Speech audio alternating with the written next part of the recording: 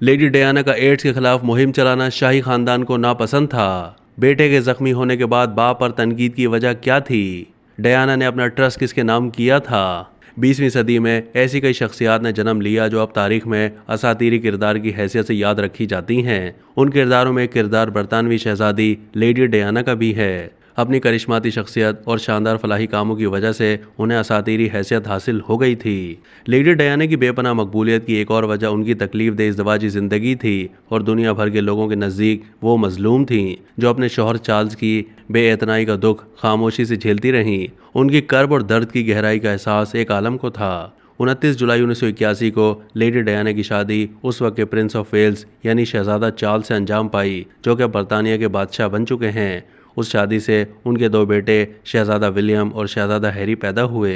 एक दिन जब शहजादा विलियम हादसे का शिकार होकर शदीद जख्मी हुए तो उन्हें बच्चों के अस्पताल मुंतकिल किया जा रहा था। शहजादा चार्ल्स अपनी गाड़ी में एम्बुलेंस के पीछे आ रहे थे। उनके बेटे शहजादा विलियम के मुख्तलिफ टेस्ट हुए, जिससे ये पता चला कि उनके सर की हड्डी एक जगह से पिचक गई है। डॉक्टर्स ने ऑपरेशन का फैसला किया, जो कि बहुत ही नाजुक ऑपरेशन था। तमाम डॉक्टरों ने शहजादा चार्ल्स और शहजादी डयाना से कहा कि बच्चे के वालिदैन में से किसी एक का रुकना काफ़ी है। लेडी डयाना ने साफ तौर पर शहजादा चार्ल्स से कह दिया कि वो उन्हें वहां देखना नहीं चाहती थीं, जिसके बाद चार्ल्स मुतमईन होकर वहां से चले गए और फिर वो पहले से तयशुदा प्रोग्राम के मुताबिक रॉयल ओपेरा हाउस की एक तकरीब में पहुंच गए। यूरोप के चंद एग्रीकल्चरल कमिश्नर्स और ब्रसल्स की चंद बड़ी कारोबारी शख्सियात उनके हमरा शरीक थीं, लेकिन इस तकरीब में शिरकत शहजादा चार्ल्स के लिए महंगी साबित हुई, क्योंकि अगले ही दिन अखबार दी सन के सफ़ा अव्वल पर प्रिंस चार्ल्स की बड़ी सी तस्वीर के साथ ये सुर्खी लगी थी कि आप कैसे बाप हैं, और नीचे ये खबर लगी हुई थी कि प्रिंस विलियम के साथ संगीन हादसा पेश आया था। उनका बहुत ही नाजुक ऑपरेशन होना था, मगर प्रिंस चार्ल्स ऑपरेशन से पहले ही बेटे को अस्पताल में छोड़कर ओपेरा हाउस चले गए थे। इस बात पर मीडिया और आवाम में प्रिंस चार्ल्स का इमेज काफ़ी ख़राब हुआ और उन्हें शदीद तनकीद का सामना करना पड़ा। सिर्फ यही नहीं, बल्कि इसके नतीजे में शहजादा चार्ल्स और शहजादी डयाना के दरमियान पहले से मौजूद खलीज मज़ीद वसी हो गई। मगर खुशकिस्मती से शहजादा विलियम का ऑपरेशन इतना पेचीदा या ख़तरनाक साबित नहीं हुआ जितना समझा जा रहा था, जिसके नतीजे में विलियम बहुत जल्द मुकम्मल तौर पर सेहतियाब भी हो गए। 28 अगस्त 1996 को डयाना और चार्ल्स की शादी टूट गई थी। तलाक के बाद दोनों तरफ से एक दूसरे पर इल्ज़ामात लगाए गए। उससे पहले मलिका एलिज़ाबेथ और शाही खानदान के दूसरे बुजुर्गों की नज़र में शहजादी डयाना का इमेज उस वक्त से कुछ ज़्यादा ख़राब होना शुरू हो गया था जब उन्होंने एड्स के इलाज और रोकथाम के सिलसिले में काम शुरू किया। उस ज़माने में चूंकि इस बीमारी को कदरे मायूब और सिर्फ मखसूस गलत कारियों का ही नतीजा समझा जाता था और शाही खानदान के बुजुर्ग भी कुछ ऐसा ही नुक्ता नज़र रखते थे, इसलिए वो शहजादी डयाना के इस शोबे में काम करने को पसंद नहीं करते थे। डयाना ने एड्स के इलाज और रोकथाम के सिलसिले में जो एड्स क्राइसिस ट्रस्ट कायम किया था, एड्रियन वॉर्ड जैक्सन नामी शख्स का डिप्टी चेयरमैन होने के साथ साथ रॉयल बेले नामी शाही ओपेरा का गवर्नर भी था। वो शहजादी डयाना के करीबी दोस्तों में से था और एक बहुत अच्छा इंसान था। वो किसी गलत आदत का शिकार नहीं था, लेकिन बदकिस्मती से वो एड्स का शिकार हो गया। 1991 में एड्रियन की हालत तेज़ी से ख़राब होने लगी और वो अपने फ्लैट तक महदूद होकर रह गया।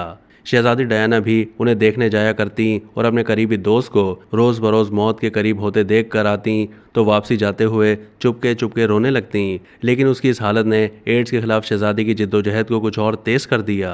लेडी डयाना उन दिनों मलिका एलिज़ाबेथ अव्वल की बालमोरल एस्टेट पर थीं जब 19 अगस्त को उन्हें इतला मिली कि उनके दोस्त एड्रियन सेंट मैरी अस्पताल लंदन में दाखिल थे और गालिबन उनका आखिरी वक्त आन पहुंचा था। शहजादी डयाना खिलाफ मामूल मलिका से इजाज़त लिए बगैर ही निहायत उजलत में कार में लंदन रवाना हो गई, क्योंकि फौरी तौर पर कोई फ़्लाइट दस्तियाब नहीं थी। शुमाल मशरक़ी स्कॉटलैंड से लंदन तक का ये 550 मील का सफ़र सड़क के रास्ते तय किया। डयाना जब अस्पताल पहुंची तो उन्होंने कई घंटे दोस्त के पास गुजारे। वो उनसे बातें करती रहीं, उन्हें हौसला देती रहीं, लेकिन 24 अगस्त को आखिरकार लेडी डयाना का करीबी दोस्त ज़िंदगी की जंग हार गया। शहजादी की हालत देखकर अंदाज़ा किया जा सकता था कि उन्हें एड्रियन की मौत का कितना सदमा पहुंचा था। उन्होंने एड्स के तदारुक और इलाज के लिए कायम किया गया अपना ट्रस्ट उसी के नाम कर दिया। उस वक्त अमरीकी सदर जॉर्ज बुश की अहलिया जब लंदन पहुंची तो शहजादी डयाना एड्स के सिलसिले में अपनी एक मुहिम के दौरान उन्हें भी लंदन के एक अस्पताल में ले गईं। वो एड्स के मरीजों से मुसाफा करती थीं।